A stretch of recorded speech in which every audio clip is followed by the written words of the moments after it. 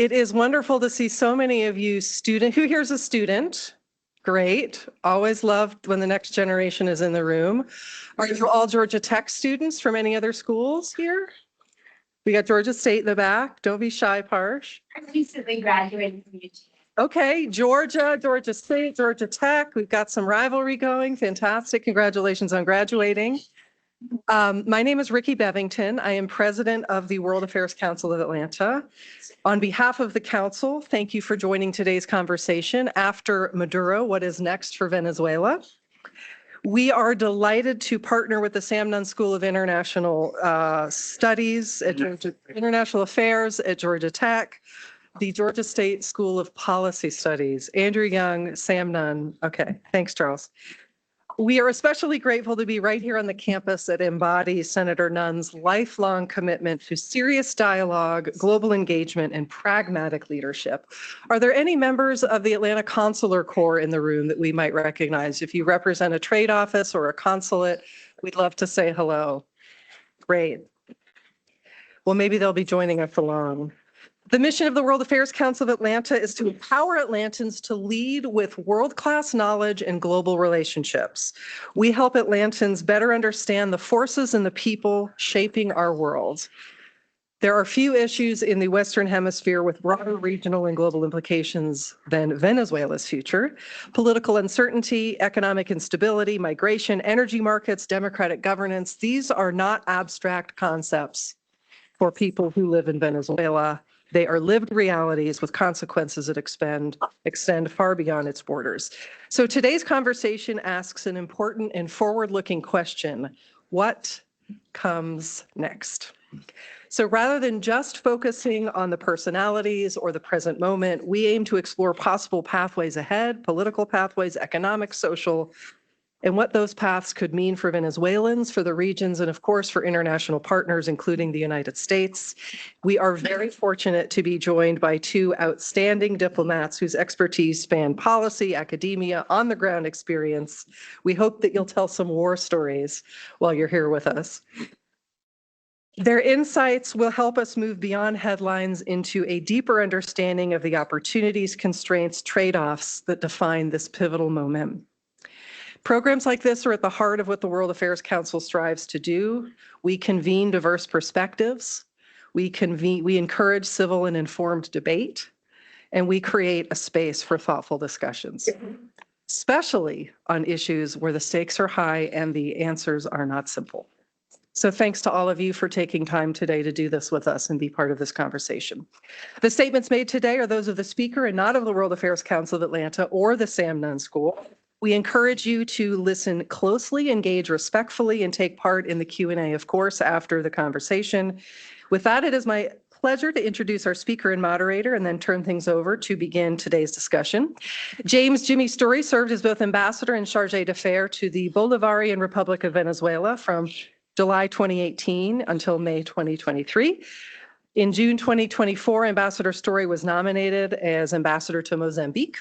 While awaiting the nomination process, Ambassador Story taught as a senior fellow at Georgetown University and served as the charge d'affaires at the U.S. Embassy to Angola and Sao Tome and Principe, as well as the charge d'affaires in Eswatini and to the Dutch Caribbean from Curacao. Ambassador Story retired in May 2025. A senior foreign service officer, Ambassador Story served as Consul General in Rio de Janeiro, Director of the Bureau of International Narcotics and Law Enforcement Affairs Office for the Western Hemisphere, Director of the INL Office in Bogota, Colombia, and Senior Civilian Representative in Southeastern Afghanistan.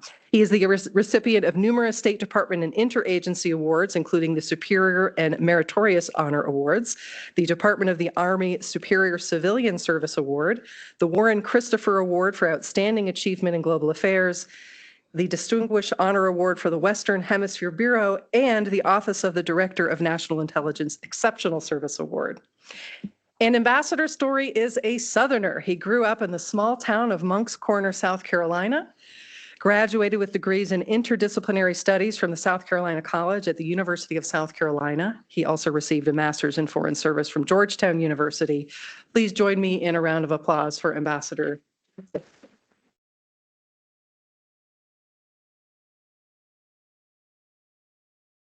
Our moderator today has asked for, in the interest of time, a shorter biography. Charles is currently a professor of the practice here at the Sam Nunn School. He served as the U.S. Ambassador to Venezuela from 2008 to 2009. His foreign assignments have included Venezuela, Chile, Trinidad and Tobago, El Salvador, and Denmark. From 2011 to 2014, he led the Institute of the Americas, a think tank at the University of California, San Diego. From 2014 to 2022, he served in my role as president of the World Affairs Council of Atlanta. I have big shoes to fill still. Welcome, Charles.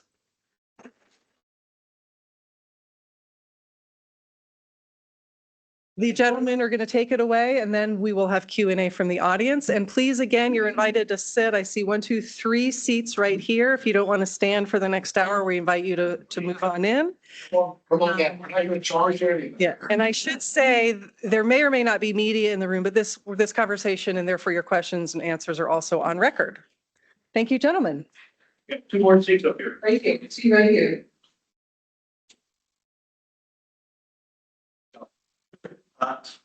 This is Ambassador Shapiro. I'm Ambassador Shapiro, but the next hour or 15 minutes is Jimmy Charles. Okay, so Jimmy, where were you on January 8th? Were you surprised?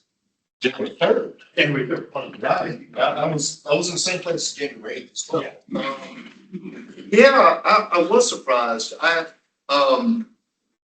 Let me start by just thanking you all for the opportunity to be here real quick. You did go through my entire biography, leaving out my middle school teacher. Some of the awards I received at the Methodist Church. But yeah, you know, in the lead up to what transpired, I had been doing a lot of press. And because I had run counterparts, not only in Colombia, but also in Latin America, I was pretty outspoken saying this is not a counter-narcotics mission. This is definitely something else. It's going to be a regime change mission. Now, I can sound smart. Of all of the different things we were going to do, I had last on my list what we did, which was an extraordinary tactical success.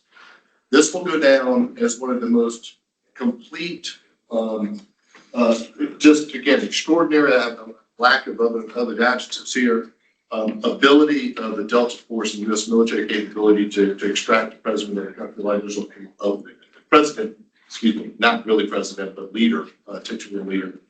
Now, whether or not this is strategic success remains to be seen, and I have my doubts, and we'll talk about that today. But because I've been doing all this talking and getting on television, and I have to face me for radio, that's my life. It informs me with some regularity. I just been picked up by MS Now, which is the new MSNBC. So my phone was ringing at 2:00 in the morning. And they're like, "You need to get up and get ready and get on television and get smart real quick." And what the interesting story here, because Rickey asked for like little war stories, is how the person, John McNamara, a good friend of mine, who was kind of the charge d'affaires for both Colombia and Venezuela, how we found out about this. It was a gardener made a phone call. Like, hey, there are a bunch of helicopters in downtown Caracas. We fly them in downtown Caracas. That's how we found out. Like, this was a very tightly held operation, and again, extraordinary success. I just can't underscore that enough. Now, everything subsequent to that has created for me a level of concern and some questions that I think are rightful. Okay, so I was in bed in South Carolina. You were in bed in South Carolina. Actually, I was in bed in Atlanta. There you go. I had Sky News on the line. right, what has happened? And they only have Southerners go to Venezuela, as y'all can tell. Yeah. The audience of Sky News could not understand it. So. Okay, so where are we now? And it's been 5 weeks. Where are we now? We went in, brilliant operation, tactically brilliant U.S. troops. We had no death on our side. Everybody left, all the equipment worked, opposite of Desert One. For those of y'all old enough to remember Desert One in Iran, in, I can't remember the year anymore. Where are we now? Give me the 5-week update. This is the same dictatorship under new management. I've said that from the very beginning. And for me, I found, and look, I want to be very clear. I'm a political radical. I'm a radical centrist. So I'm not making political points. I'm not calling out one side or the other. I'm just giving facts. If you're discomforted by what I say on one side or the other, well, that's up to you. I'm just telling you how I see it, right? The president made a massive mistake when he came out and he talked about, this was about natural resources, oil. He said that 20 times. He never once talked about democracy. He never once talked about a presidential election that was stolen in July 2024. He never mentioned the name of Nunn, who won that election in place of Maria Corina Machado. On that lady with what percentage of the vote? 70. 70. And that's an election under not free and not fair circumstances. That was an election that, and I was actually, I was already ambassador at this point. We helped organize the opposition to create a unitary platform. We did it in Panama. We had to do it offshore. And actually, I personally convinced Maria Corina Machado to run in the primary, but she won with over 90% of the vote. And then she was barred from running for office. And then her person that she Barred by the regime. And then the regime barred her replacement from running, a woman who had never held office. We still don't know why they barred her, other than she was a woman. And her name was too close to Maria Corina, I believe. And then she finally came up with some inoffensive guy by the name of Venezuela Gonzalez. What are these? Retired diplomat. Like, how could we possibly win an election? Very true. And he did. But the president didn't talk about these things. And when I was working on this issue, the team that I led was working on this issue. We were working on this issue based on a few fundamental facts. The lack of universal access to any of the human rights that you all enjoy. This regime has pushed out of the country over 8 million people, the largest migration in the history of the Western Hemisphere, and we barely talk about it. They have gone through, they tortured and murdered political opposition. They arrested American citizens. I went in to negotiate the release of those American hostages. With whom did I negotiate their release? Delcy Rodriguez. So you can't tell me. Okay, back up. We never see what we She's sorry, I thought y'all knew all this. She's the current person that we're saying is the leader of Venezuela. And if Maduro was the illegitimate president, having stolen an election, if she was his vice president, how is she legitimate? She's illegitimate. I know her. I know her brother. And I have, again, my concerns here. This was never about oil. It's still, from my perspective, unlikely to ever become in power again for basic economics. So we could talk about that and unpack it a little bit. And the president did a massive disservice for why we would get rid of Maduro, which is really not about all this. Well, that raised the question, why is the president talking about oil and resources and rare minerals in Venezuela rather than talking about other? Well, you're asking me to decipher his thought process. And I know the president, and I was his ambassador to Venezuela, and I briefed the president in the Oval Office, and I understand how the president thinks.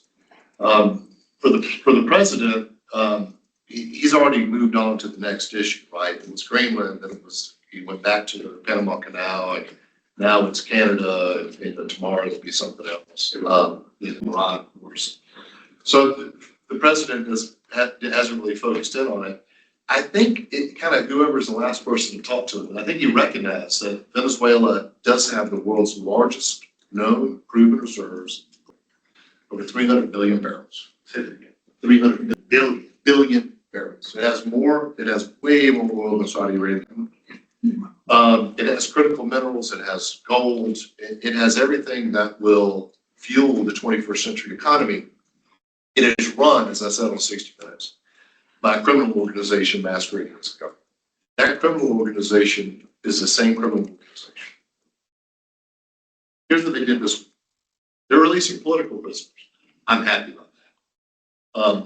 I've called for that. I'm a non-resident senior fellow resident at the Atlantic Council, and I put out a memo to the president a couple weeks ago, laying out what we need to ask of this regime, because the president thinks we're going to do stabilization, recovery, and then transition. That's what they came up with.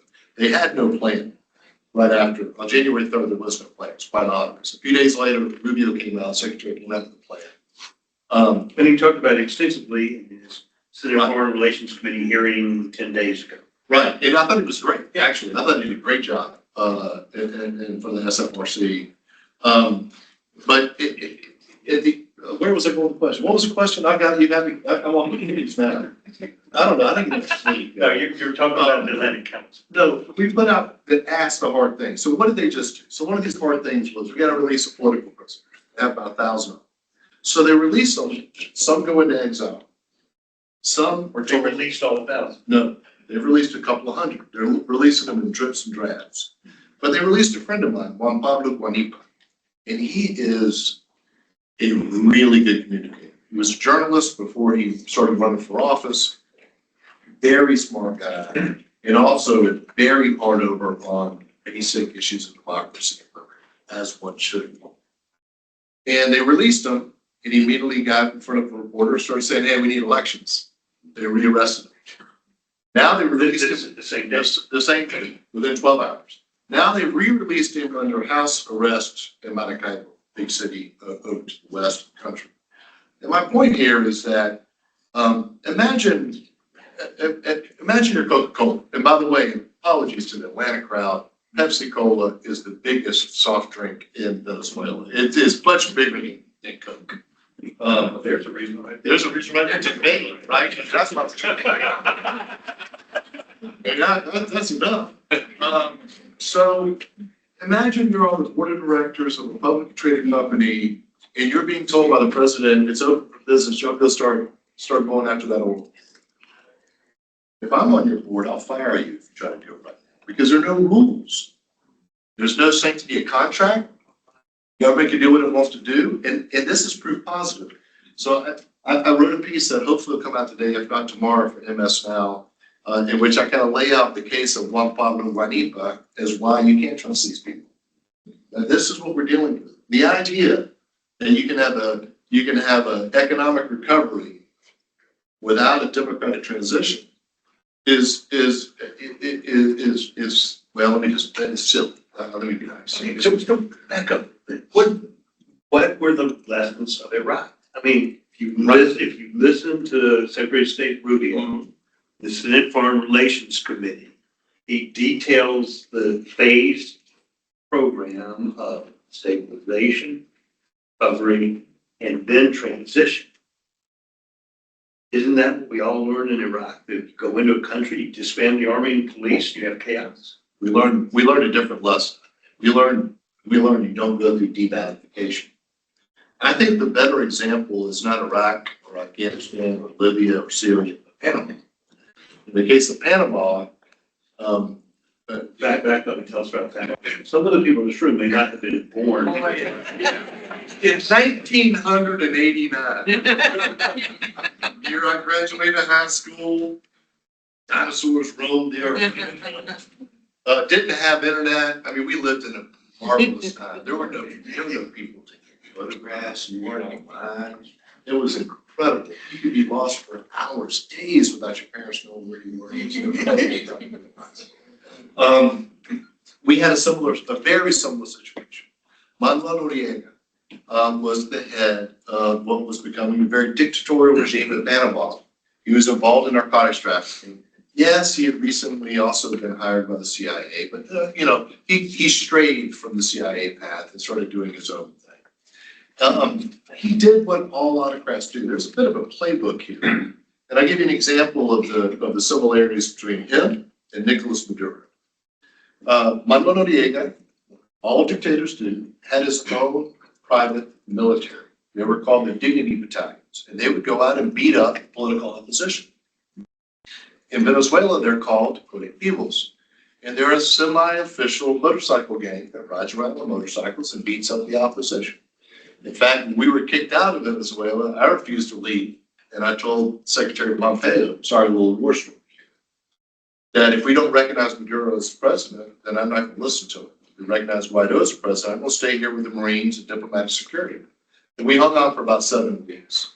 But the colectivos would circle the embassy on their motorcycles, brandishing guns and all of this. Whatever.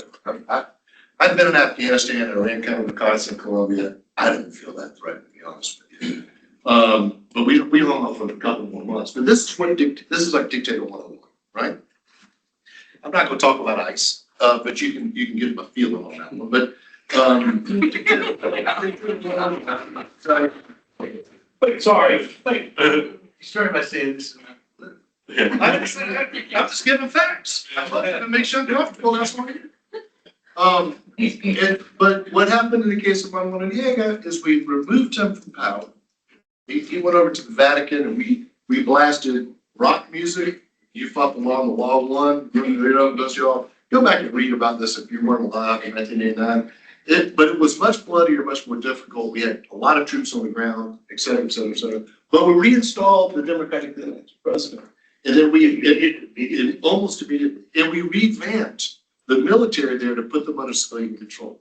And what I was saying back in October and November about what was going to happen in Venezuela, clearly we're going to have regime change. Like, don't do defathification, but also don't put Uday Hussein in charge after you get rid of Saddam. Those are his sons, were his sons. Like, you don't leave the same people in charge. So from my perspective, from the very beginning, we left some bad actors there. One of them, the ironically named Diosdado. Why is it ironically named? In Spanish, that means God-given hair, and he is bald. Kirby, very else. He's left there, and this is the guy who's responsible for those colectivos I just mentioned, right? He's responsible for Sabine and Dixie. These are kind of the, consider them KGB type actors, the local service. They're the people that go out and arrest protesters. They're the ones that went out and snatched Americans and put them in torture centers. What is Sabine's official title? He is the vice president of the political party, the PSUV, and the minister of interior. So he cares about national parties. No, he doesn't. He cares about his own self-enrichment. He is the human being that's responsible. He's the enforcer for the regime. So all the police in the country respond to him. The repressive apparatus, not necessarily the police, but the repressive apparatus. So the people who are responsible for listening on cell phones, following people. Here's another war story. So Ricky wanted them. I was in Maracaibo going to see that La Chinita. This is a virgin. That's their patron saint. So any Venezuelans here? Chiniquilla. Yeah, but they call it Chinita. Yeah, La Chinita. La Chinita. Yeah, Venezuela here. They got some more. So you know La Chinita. So I woke up to have breakfast and we drove off and I realized that my Sabine tail wasn't there. So I sent my bodyguards, some of them, back to find them and tell them we were having breakfast to bring them up. I didn't want them to get in trouble. You know what I'm saying? I literally did that just because I knew those guys. Their only job was just, all right, where's this dude going? And we were supposed to follow him around. But if I were political opposition, they follow you around and harass you, potentially arrest you. So we left that guy there. He's still there today, just out of command. He's responsible for the torture that happened to the Heliquid. So they're talking a big game. Heliquid is the torture center there. It was supposed to be a shopping mall, but now it's just a torture center. And another war story. Senator Corker visited in 2018. He came to my house, and he was going to go meet with Maduro. At the time, I wasn't allowed to talk to Maduro, and I've only met Maduro one time. And we spent a very our government told me, not me. We spent a very uncomfortable 3 minutes trying to figure out who was taller. He eventually conceded. He was wearing a suit with button shoes, so I think he was cheating a little bit anyway. But Senator Corker went to go see Maduro, and it's a sad story now. While he was there, Sabine, this group that works for Diosdado Cabello, it's internal service, had picked up a councilman by the name of Fernando Albano. While that meeting is going on, they threw him off the 10th floor of the building. Killed him. That was Diosdado Cabello telling Maduro, you don't negotiate with the gringos without me being part of it. And that guy is still in the country. So one tactical error we had, and what I had recommended we do, and my apologies if this sounds bloodthirsty, I would have hit him with a drone and given Maduro and Celia Flores and the rest of them 2 hours to leave our airplane.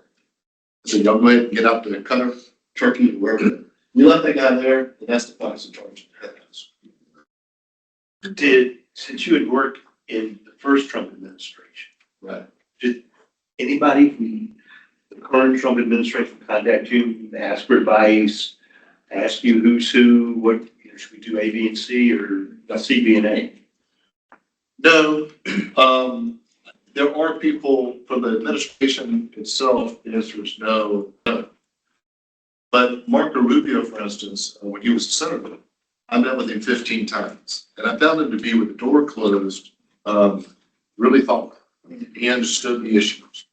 I think he sometimes plays for an audience going when he's in public, which is unfortunate.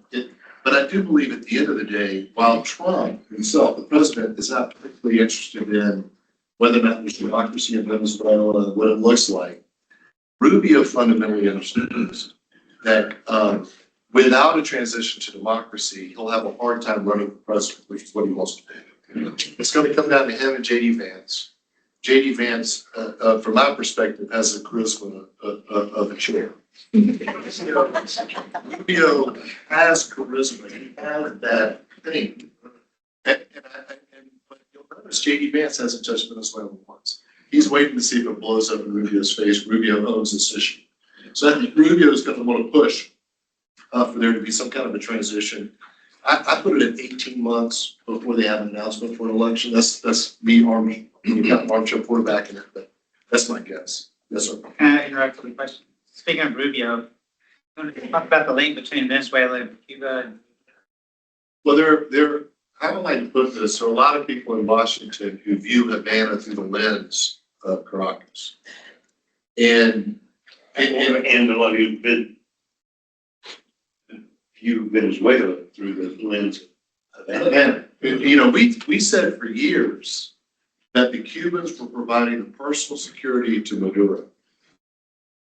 And I think we know that's true now. 32 of them died at the hands of Delta Force that evening, right? At least 32. The Cubans have colonized Venezuela. I called it a colony of Cuba. And my definition of colony is if the leadership of a country does what you ask to do, and they provide you natural resources for free, and you're constrained politically by what they say you can and cannot do. It sounds like a colony, doesn't it?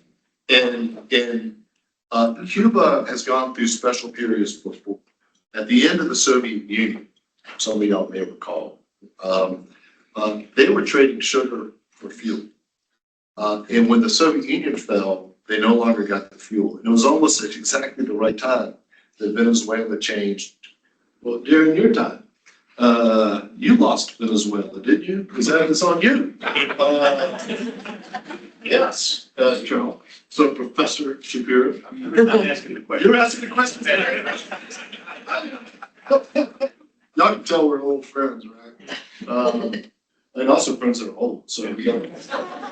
So, Long time. you know, Venezuela kind of showed up right at the right time. And interestingly enough, I was saying as soon as Venezuela's gone, watch out guys, it's going to Mexico, for sure enough. Claudia Sheinbaum started, and AMLO before her, started sending cheap Mexican, subsidized Mexican oil. Now we've stopped that from happening. And Cuba's running out of aviation fuel probably today. So flights from Canada and other places stop because you can't refuel. But the halls of the Both state. Air Canada and Jet West have Right, and announced. So Canada flight, they're sending planes for another week to pick up the people who are there to bring them home. that's it. So they go on fuel, when they go on full. right? Which is that, Well, it takes. I don't know, they may be stopping refuel on the way back. I'll give you a hand here or something. But what you know, both of us who spent decades in the State Department hallways are littered with the careers of people who thought that Cuba was going to transition. So I don't know. Rubio wants that transition. I would like to tell them, you know, you're not getting Granddaddy's farm back. Right, that's gone. It is interesting. The question here, if it really is about liberty, it's about democracy, it's about justice, it's about human rights, it's about all those things. And I think our foreign policy should be predicated upon. Why are we talking about Nicaragua? We don't talk about Nicaragua. It doesn't have anything we want. We don't care. We care about Cuba because of Florida, which, by the way, if you're looking at electoral politics in the United States, I'm trying to get somebody to take up this quote. I'm going to give you. It is Mississippi with better beaches. It's a red state. It's a red state. I don't know why they people think it's purple. Yeah, that is got a Democrat as mayor of Miami. So what? It's a red state. So, but it matters to Floridians. It matters to a certain part of those people who are around President Trump. There are a lot of Cuban Americans up in Washington. That's all the reason why that matters. So he is interested. What would it take to bring the business community to make them feel? I think most American audiences take for granted the functionality of our justice system, particularly in our courts, in terms of doing business, contract law, all of it. What will it take for Venezuela to be an investable? Sure. Sure, let me ask you the question a little bit different. But I like her question. Because I have an answer for that one. It's what's, if you were, You've asked me. if we're talking about transition in Venezuela, what needs to happen first? And what's the work plan? What needs to be done to attract investment, to ensure there's no future political prisoners, to have an election, to have a court system that works? I mean, what needs to happen in Venezuela and who's supposed to do that? Well, these are two slightly different questions. And I want to answer Ricky's question first and then come to your question if I can, because I want to, these things are really dirty. Right. Capital is a coward. Capital is a coward. Right? Think about your own money, where your own money is. Right? Are you putting in risky things? Like, I don't spend a lot of money on Gamecock football tickets. Right? That's a good investment. Occasionally get lucky, Indiana. Right? But, so the United States of America is a giant hoover for foreign direct investment. Why? Sanctity of contract, with a very clear set of rules, and you get 5% return on investment. So we hoover up money from around the world. Now, the president, by threatening tariffs, going after Canada, saying we're going to take over Greenland and everything else, is upsetting the balance of that. And there'll be dragons. And we got to be careful. I pointed out on TV once, when he got in Greenland was what already existed, right? Europe possesses $8 trillion of American debt and security. If they sold it tomorrow, we can go bankrupt. Okay? So this is like mutually assured economic destruction. I want to answer your question a little bit here in what happened when the Berlin Wall fell. Within weeks, we're rebuilding steel mills in Poland. Now, how long did it take to really reintegrate Eastern Germany into Germany? This is actually ongoing. Right? It's still a process. So what you need is stability. So they got that part. If they had brought in Maria Corina, we would have had an unstable moment. If they had brought in Bruno Gonzalez, potentially Venezuela would have an unstable moment. But you have to have the ability to go around without private security stability. Then you have to have the ability to believe that your contract works. So one of the things they need to do is they have to revamp immediately. I'm going to answer both questions at once. See how I did that? Like that. So they have to revamp the judicial system. The judicial system in the country has been completely overtaken by the one political point of view The Supreme Court is just, it's the law office for that regime.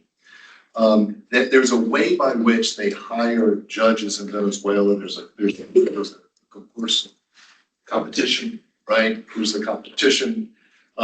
It's supposed to be done a certain way. You have to go back to that. You have to, so we have to rebuild the National Electoral Commission. What was it? Last one. And you have to have the ability to move your money into and out of the country, and the country's still blocked as far as that goes. By us. By us. So not only by us, but no bank wants to work somewhere if the know your customer rules are such. Where's Jonathan met earlier? Right? You're gonna start, would you take business from a Venezuelan business person? Right now, you don't know if they're in bed with the regime or not. You don't know if their money is legally obtained or not. You don't know if they're part of the cartel of the Suns, narcotics trafficking organization or not. So you're going to have overcompliance. You're going to have people very shy. Now, I work for some private equity firms that are going to go into Venezuela, but this is on the margins. The type of investment that it would take in Venezuela to fix the oil industry is $100 billion over a decade. That's institutional money. And when the CEO of Exxon said it's not investment, he was exactly right. For publicly traded companies, there's no way your shareholders let you do that. Sir Charles. Who's the they? You kept saying they need to do this, they need to do that, they need, what is the mechanism for reconstituting the courts? Having these competitions, getting honest judges in charge of the courts. Is it us? So the President of the United States said we're in charge. Is it us? So either Is it the National Assembly of Venezuela? Is it we have to call the Laura Doku, who's our charge d'affaires in Caracas now? Who's they? maybe she is the consul, right? The pro consul. Maybe she's supposed to be telling them what to do. But How would you? how would I do it? I would have clearly defined benchmarks over a period of 12 months. And I would say the first 3 months, all political prisoners are going to be released. I would do that almost immediately. Shut down the collectivos, and this is all stuff I put in that memo to the president. I would put down the collectivos. I would say, and at the end of this process, I say, here's where we're going to have an election. And then work backwards from there. On this date, we're going to have a competition for a new electoral council, national electoral council in the country. On this date, we're going to have new judges. On this date, we're going to do these types of elections, these types of elections. And then I would toggle those with sanctions relief on the other side so that you can get there. But it all hinges eventually on a free and fair election. We have more questions. Wait, but Are you got I got some time. I know, we were just hanging out in the house. I know. Asking that. Okay, I could have. Who runs the election? How do you get to that first step of an election for city council of Caracas? There are groups in the country like Torrecito, this is a broad-based group, and there's some others as well. And you need to have national reconciliation. And in every instance of democratic transition in Latin America, there's been a transitional justice. And I can tell you that in every instance, no one is fully satisfied. What do you mean? What is transitional justice? This is kind of a truth and reconciliation type thing. Think South Africa at the end of apartheid, where all of the dirt that happened over decades, in this case 26, is laid to bear. Some people who were involved in heinous crimes, it's called crimes against humanity, that this regime is under indictment for by the International Criminal Court, for instance. Some things are very difficult to give a pass to, right? But in general, you'll have a lot of people who were self-enriching, corruption, what have you, and they're going to get a pass. That's just how it's going to work at the end of the day. There needs to be a process for that. And I can tell you what this regime's going to do. He's already started doing it. They're going to pass an amnesty law for themselves. So they're passing an amnesty law, which will cover themselves, but then they're going to have a reconciliation for all the opposition. When they say all the opposition, what they really mean is that part of the opposition that voted 70% for Nunn will not be part of this. These other people they call scorpions in Spanish, anagranes, They're gonna be invited. And you're gonna have people that are kind of, sort of opposition in name only be part of this national reconciliation. The idea here, where are we going? Big question. The regime does not want to give up power. They believe that they're 30% of their base. And it's not untrue. With 30% of the electorate, you can run a country. With 30%, it is easy. In Venezuela, you don't have second round voting. In other words, whoever gets the most number of votes, first round wins. In a system in multiple parties. That's the key. So I was just in Angola. This is Angola you would call a competitive autocracy. They've had the same party in power since their independence. We, by the way, the United States, backed the other side. And we've now gotten to a pretty good relationship with Angola. But when I was there for 7 months, only a short stay, they were allowing new political parties to register. I know the game. They'll do the same thing in Venezuela. I'll spread the vote. Win with 30%. Right now, here's the question from the audience part. And everybody should have them. And Dennis gets to go first since he's the lead professor in our group. So, All right. Thanks very much for coming. Pleasure. The oil industry is uninvestable, according to ExxonMobil CEO. What would it take? Do you have enough knowledge of technical problems in the oil patch in Venezuela and how daunting those challenges are and how feasible it is to bring it back online? But here are some of the fundamental problems. And this is the kind of information I give to people who've hired me, right? Okay. Just pay for it. Yeah, they pay for it. So yeah, like, you get it for free. See what I mean? The first question is, I have capital. Where do I want to invest my capital? So what does it cost to break even in Venezuela? Greenfield investment in Venezuela is $80 a barrel. What's the cost of the barrel of oil today? 60.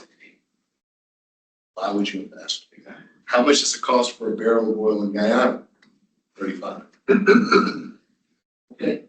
for ExxonMobil, You're ExxonMobil, you're like, and you owe me $2 billion because of expropriation you already had. You're ConocoPhillips, you owe me $11.5 billion. So you start adding this up, it gets to real money. They owe at least $170 billion. Is that oil field pressure that has dissipated naturally over time, even though they have 300 billion barrels of reserve? So there's a mixture. So I want to finish answering your question. So I was going to go off on a tangent. Thanks for bringing it back. So you have to have that. You have some fields, most of this oil, anybody here ever ride a bicycle in August? Here and put it in the kickstand and it kind of sinks into the asphalt. That's what they pump. That's what they had. They had asphalt. Not a lot of pressure. So these greenfield investments, now there are some marginal returns on some fields that are potentially viable, which is why I've talked to some of these private equity firms and they're playing in the margins. There's a small light sweet crude field down the border of Colombia, but this all has to be private equity to go in because they're looking at a 30% return on investment to get out before Trump's no longer president, frankly. I mean, they don't know what the future's going to hold. And I can tell you that this regime is waiting for the midterm elections in the wrong assumption that somehow when the Democrats take back the House, if they take back the House, it will constrain the president's actions. That's how they see it. They're trying to buy time, right? So to invest in Venezuela, you also, let's say you take over somebody else's field, joint several liability, you own all the problems. They have done no maintenance for decades. All the upgraders and the uplifters, everything. They just had a blackout, and their biggest refinery just went down, right? So there are a list of financial, legal, and technical issues that make investing in Venezuela difficult right now. next question, we were student. Right? Is there a student with a question? Yes, Skip. I think it's still right. You go. I'm trying to get your attention. Thanks, Dan, for coming to talk with us. real quick, lay out the worst case scenario if we mess this transition up, and then lay out why the layman American on Main Street should care. So if you read the national security strategy, as I'm sure you have, because these things are just church and prose. I think the president rightly focuses on Latin America, the Western Hemisphere. It's the most important thing to us. 8 million, maybe 9 million Venezuelans have fled the country. Worst case scenario, add 3 or 4 million. What does that mean? Aruba, 15% of the people are in Venezuela. That's not bad necessarily, right? But it creates problems. In the case of Colombia, when I was running counter-narcotics, the idea that we had at the time, the idea of my mission, was to hurt the FARC, which is basically the revolutionary group inside of Venezuela that became a drug trafficking organization, was to hurt them so badly they sued for peace. So we achieved that goal. I get one W. I have a loss in Afghanistan and wait to be decided in Venezuela, I think. Now they got 3 million desperately poor Venezuelans that they have to incorporate into society when they're trying to rebuild a nation in Colombia. Right. And what happened to the Darien Gap? Just absolutely tragic. So for me, if you have a heart and soul and you worry about your fellow human, you should be concerned. And the second is the destabilizing impact that good people, vast majority of these people are good people. They just want a good life, they want, which we all have here. But it doesn't mean that it makes life easier for countries that are barely getting by because their bottom lines are tight. So El Salvador, Guatemala, and what have you. They get to the United States as well. So that's why you should care. It's destabilizing to the region. Yeah. Yes, sir. You've been very patient. In the previous discussion that you had about Venezuela with the World Affairs Council, you said that our foreign policy is going back to the 19th century. Spheres of influence all over again. My question to you is, do you agree with that view of where we are with foreign policy today? And what would it take to reverse that policy? What would convince the president and his advisors that that's not working? I agree. That's because Charles is sitting here, but I agree. As a matter of fact, I just said today, I said, if you've got any guano on your island, be careful. You might try to take it over. That's what we're doing at the end of the 19th century. I highly recommend a book to y'all. I think the author should pay me for this because everywhere I speak, I talk about this book, How to Hide an Empire. It is a fabulous read.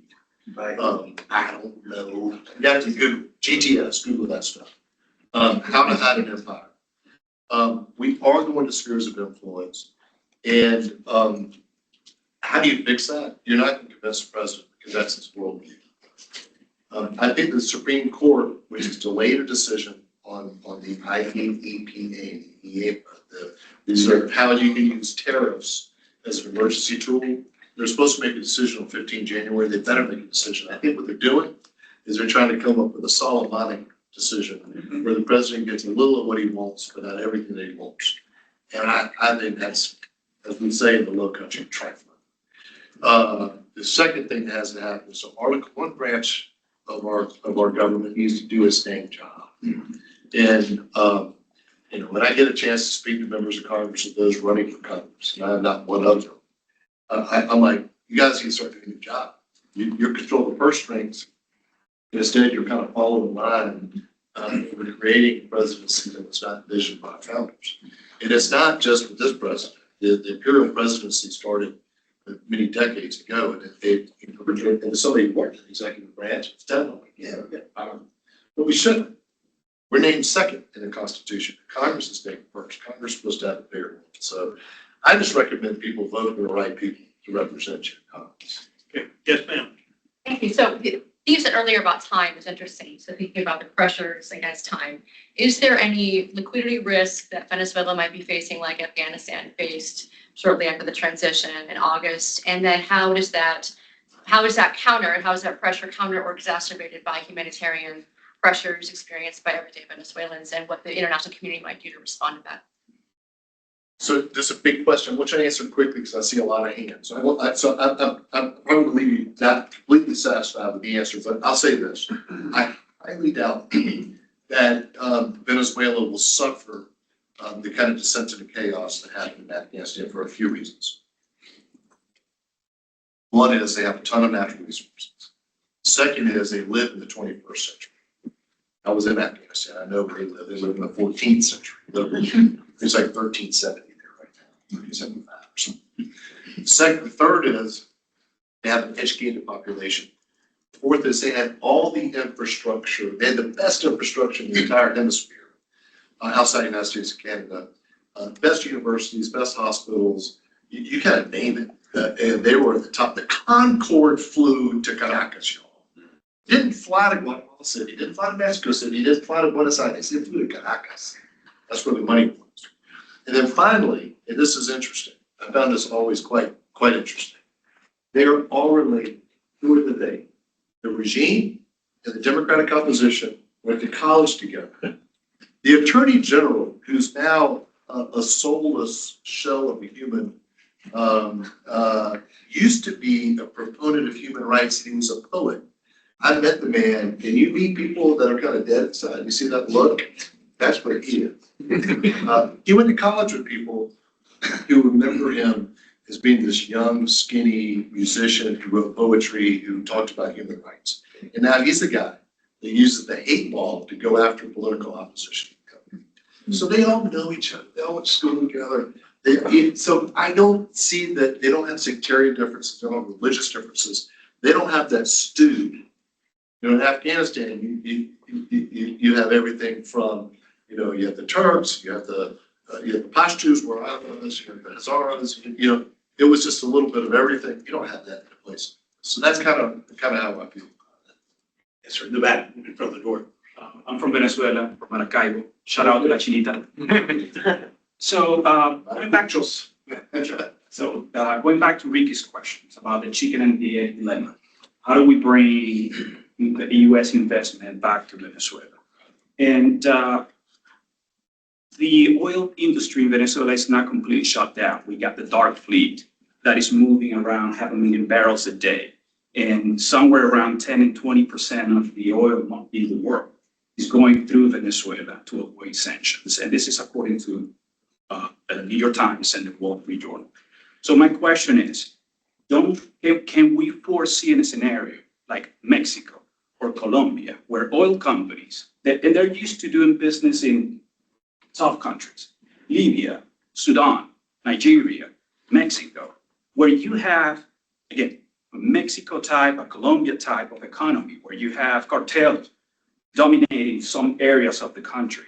And then you have the cities, the Medellins, the Mexico City, the Bogota, they're somehow protected with this pact of no aggression. They do business, formal business, and the rest of the country is taken by bad actors. Can you foresee something like that? No. Charles said it earlier today, private companies have shareholders and they look at bottom line. And the difference between Mexico and Colombia and Venezuela is that the cartels don't run the government. As much as I do not like Petro as president, as much as I find Claudia Sheinbaum to be brilliant in the way she deals with Trump, but not so good when it comes to kind of her economic policies. She's not the head of the Sinaloa cartel. Meanwhile, that is the case in Venezuela. So I don't see it. On the dark fleet part, that's where we're really shutting it down. We just boarded a tanker out off of India, for instance. I think that we should have been doing that earlier. I was advocating for that in the Biden administration, and I didn't get anywhere. I'm like, we have this international maritime organization. We have rules about transponders on these boats, and yet they're spoofing their locations, and we know that they're moving illegal oil. We should grab them. So I thought that was righteous. When they got the first one, I'm like, yes, because I tried to get Biden, and I couldn't get them to Biden. I have a question for you. What would it take for you to return to Venezuela? I'm an attorney, so rule of law is not something that I expect happening in the near term. Okay, I think capital, a lot of money, will bring a lot of Venezuelans back to my country. I wouldn't go back and have my family here, we're settled. But a lot of Venezuelans that I know, my age, they will go back because they were they after 10 years or 15 years Permanently in or the country. The US, Was that? could they go back permanently or commute from Atlanta on Delta and They could go- spend a week, a month in Caracas? A lot of people, a lot of Venezuelans go back to Venezuela if you have prosperity, and that is like opportunities, jobs. You will see, just like we saw after the Berlin Wall fall down, you'll see government spending increase, so you'll see some movement. You'll see these private equity people come in, you'll see some movement. You'll see, but it's nibbling at the edges. Go back to the first question, the amount of debt. They have 170 billion we know about in debt, and I'm sure the number's higher. Plus they have all the arbitration awards that they have to pay off. They got about $5 billion in the bank. The math is math. Yes. So my question is, your plan of instituting a, let's call it property rights and working backwards from there, having some time. I think it's great. I think obviously that's the basis by which you can build a foundation where we can have the economic opportunities from. But the issue is how do you what type of authority do you have to institute those laws? Because without control, in a power vacuum with many different forces of power, devos, Seoul, you have regional governors. How do you institute anything without an external force? It's really what it comes to right now. The maritime blockade, Armada, is effectively that force. Right. But they're not in countries, but have boots in the ground. How do you actually institute any of these suggestions right now? So because we have the boats off the shore, that's how. It's gunboat diplomacy. It's just threats. It's threats. And we have been discomfited by what we did on January 3rd because it was so extraordinary. Not only do we have them discomfited, we have the Iranians and the Russians and the Chinese and others discomfited as well. No one thought we could do that, including me. I had it on the bottom of my list of possible outcomes. I knew we were going to do something. That was like number 5. Having said that, when I war gamed this back in the day, I had us having a military base at La Carlota, which is the airport downtown in Caracas, in Maracay as well, in Ciudad Guyana, out of the east. I thought we had to have physical presence to be able to do. We may still. A bunch of questions. So we're at the short question, short answer part. He's talking to me, not you. Yes, ma'am. So thank you so much for your interesting perspective. So my question is similar to the question in the back. Is like, what would it need to happen in Venezuela to see all this potential and all these possibilities happening in reality? What is the number one thing that we need to happen in Venezuela that you think should be the first thing happen? Elections don't mean democracy, but they do set a standard. You have to reinstitutionalize the country top to bottom. I'm gonna give a quick story. Just the short. The short version. I used to inspect sea turtles for the State Department. I went all over the world. Anywhere you trawl for shrimp, you have to have a turtle screw device. Used to work on shrimp boats off South Carolina back in the day, so it was a national short version.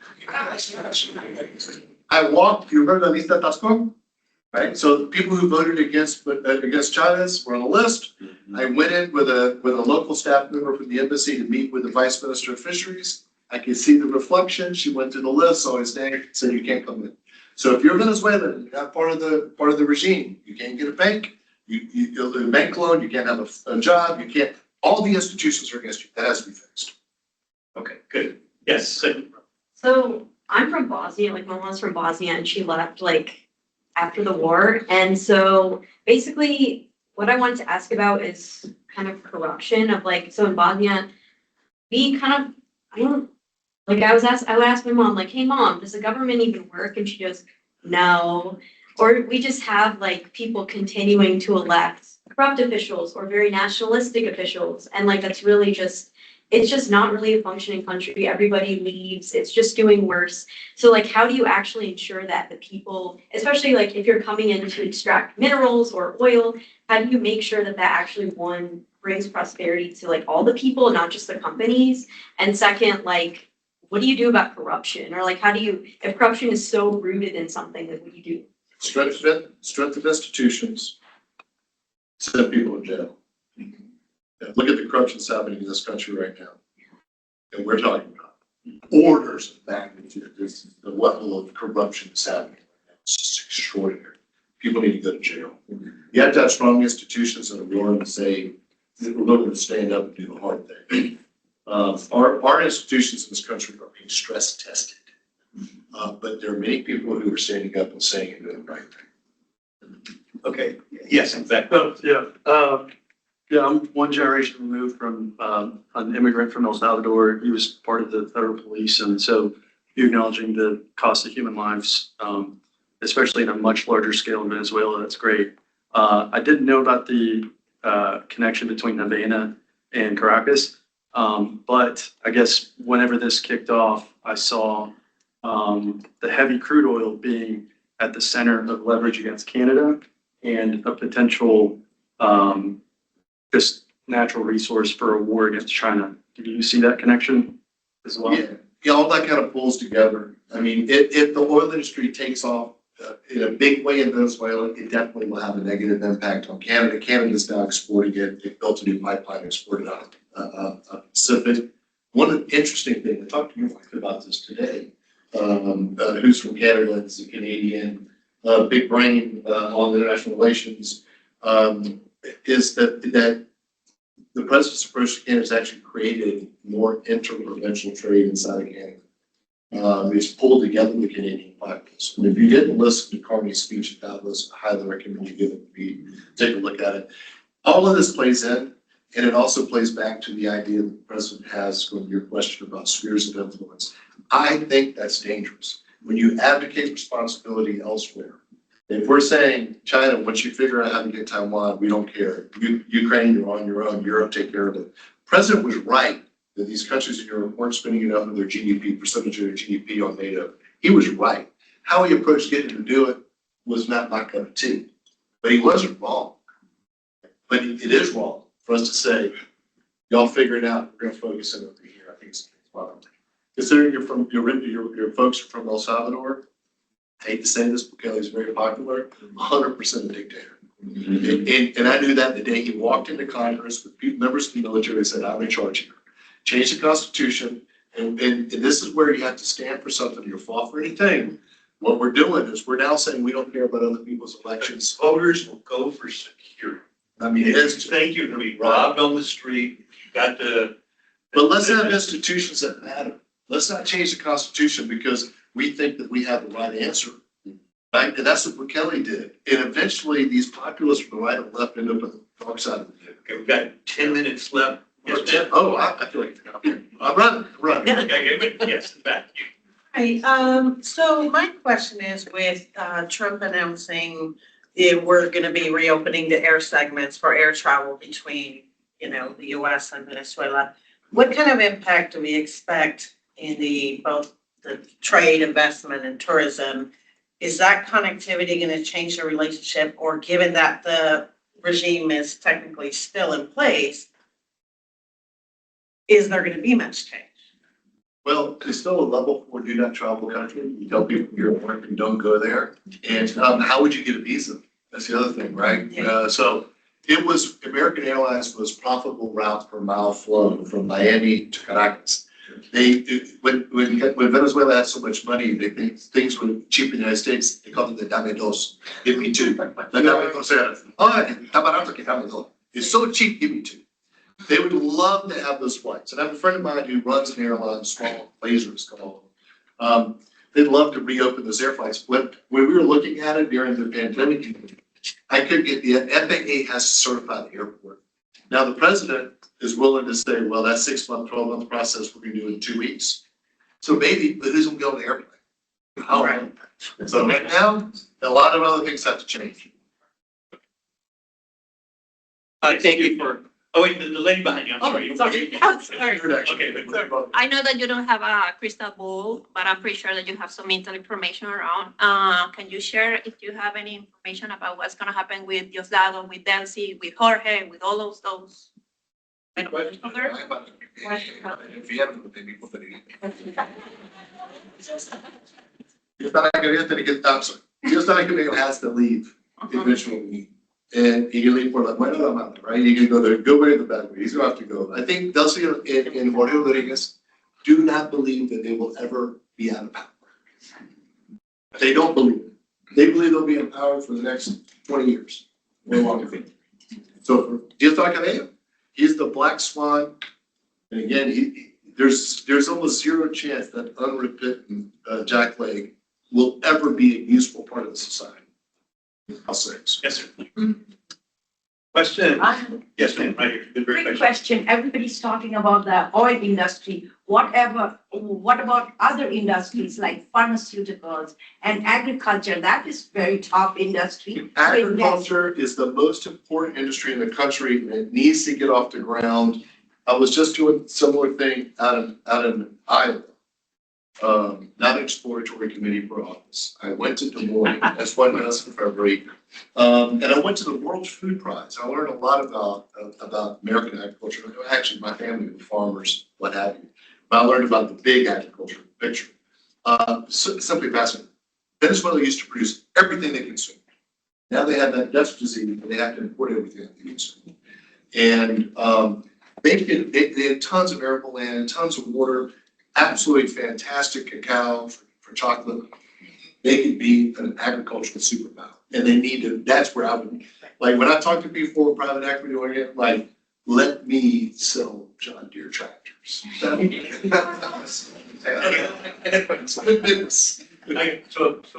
Venezuelan friend of mine did the cacao trees, chocolate, they grow well in Venezuela. His land was expropriated in the agrarian reform law because they declared that the orchard meant the land was fallow, right? Wasn't being plowed.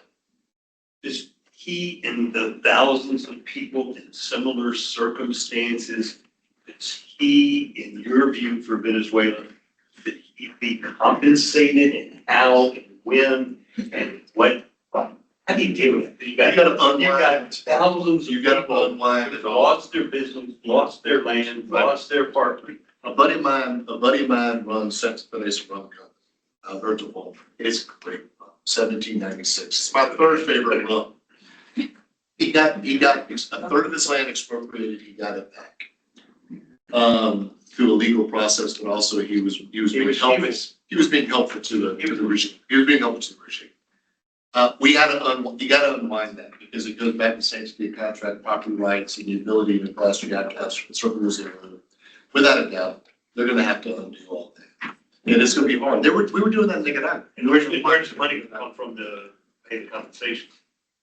Yeah, it's a great question.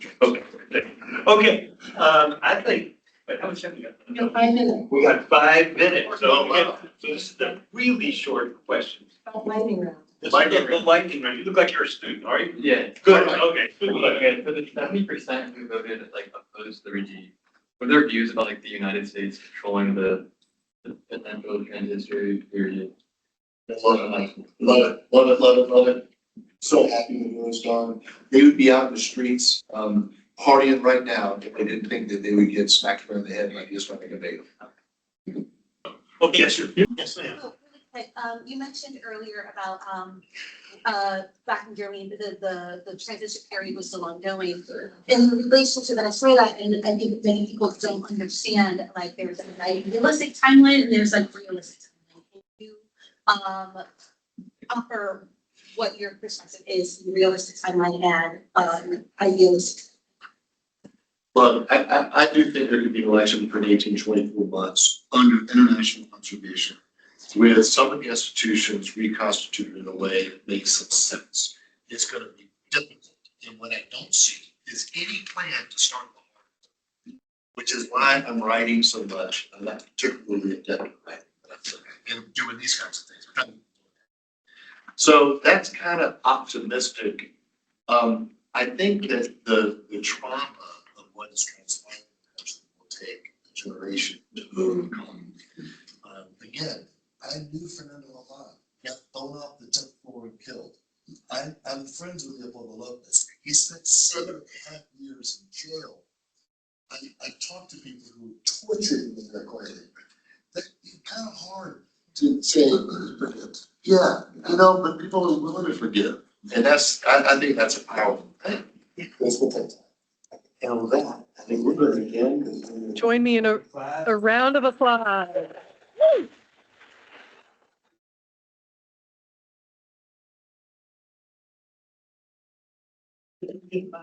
Thank you so much, Ambassador Shapiro, Ambassador Story. We are so grateful. Before you leave, please know we're going to send you an email to fill out a survey. We'd love your feedback on our programs. So